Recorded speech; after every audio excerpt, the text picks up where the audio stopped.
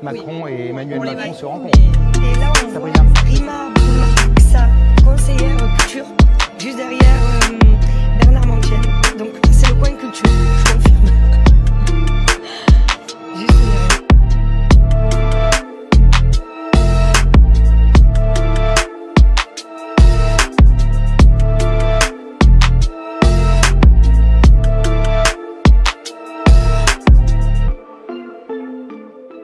Quoi il parle? Mais franchement, vous croyez que ça nous amuse?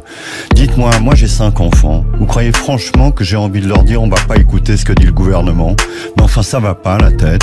Je pense que quand même le gouvernement, et je prends pas parti pour lui, mais je pense que quand même le gouvernement, et je prends pas parti pour lui, mais je pense que quand même le gouvernement, et je prends pas parti pour... LCI n'a pas trouvé mieux ce soir que d'inviter qui? François Cluzet. Ils nous le ressortent. Ils nous le ressortent à chaque crise. Ils nous ressortent des vieux déchets comme ça. Ces vieux déchets de boomers, ils nous les ressortent comme ça. Et l'autre, comment dire, Darius Rochebin, Fadouille, agent du système sur LCI qui est là, qui est mielleux, tout ça, vous allez voir. Ce type, ces gens, mais j'en ai une horreur absolue, vous ne pouvez pas vous imaginer. Et quand j'ai vu sa gueule ce soir, après ce qu'il a dit sur le vaccin, sur les non-vaccinés, il a craché sur les non-vaccinés, en plus c'est un lèche-cul de Macron, du système, c'est un courtisan, c'est une serpillière du pouvoir, et ils nous le ressortent comme ça, comme tous ces artistes qu'on a vus dernièrement, qui nous ressortent comme ça. Et ces gens font partie d'une clique qui, jusqu'à présent, bénéficiait de toutes les subventions, de tous les médias officiels, et ils nous les ressortent comme ça pour essayer d'impressionner encore une population naïve qui a vu le film Intouchable et qui font une association entre l'artiste et le comédien qui a joué dans Intouchable.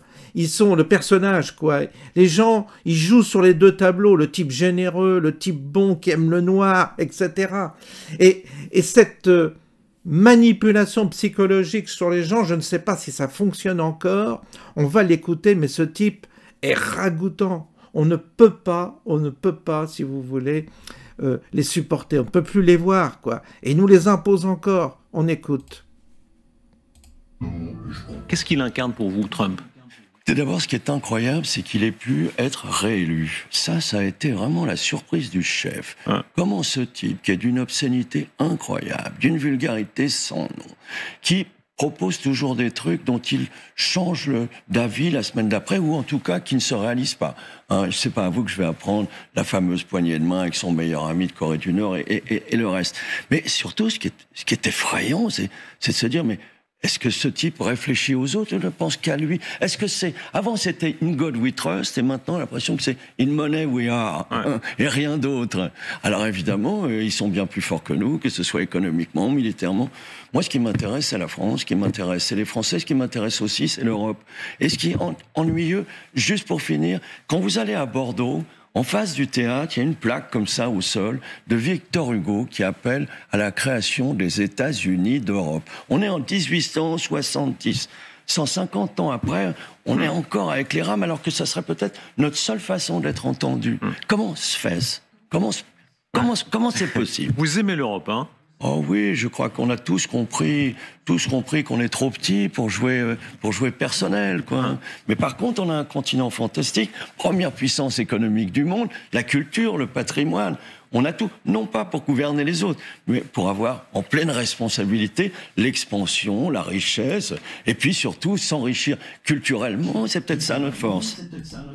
Ah ben oui, s'enrichir culturellement, tu penses, avec ton film Intouchable. Et ces gens-là sont d'une arrogance, mais maladive, je dirais. Ils sont idiots.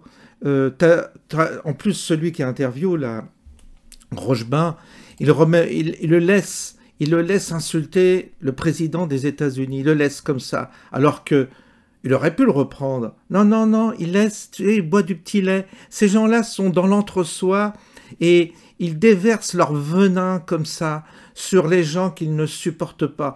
Élu démocratiquement, Trump. Puis vous vous rendez compte, c'est l'horreur. Il veut la paix, il travaille pour la paix. C'est-à-dire qu'il va y avoir... On va arrêter la guerre, on va faire en sorte qu'il y ait plus des milliers de morts tous les jours. Alors ça, c'est l'horreur absolue pour ces bobos boomers. C'est l'horreur absolue parce que eux n'enverront jamais leurs enfants à la guerre. Je vous le répète, jamais. Ils seront bien à l'abri. C'est eux qui iront même se réfugier aux États-Unis, dans ce pays honni maintenant. Parce que ces gens-là sont des traites. Et la France, ils parlent de la France, alors que ce mec-là, c'est le premier à cracher sur la France, son identité, sa culture véritable. Non, non, ces gens-là sont des serpillières. Tout ce que j'espère, c'est qu'un jour, on va pouvoir enfin tirer la chasse d'eau. Tirer la chasse d'eau pour que ces gens finissent dans les égouts de l'histoire et qu'on n'en entende plus parler. Je vous souhaite malgré tout une bonne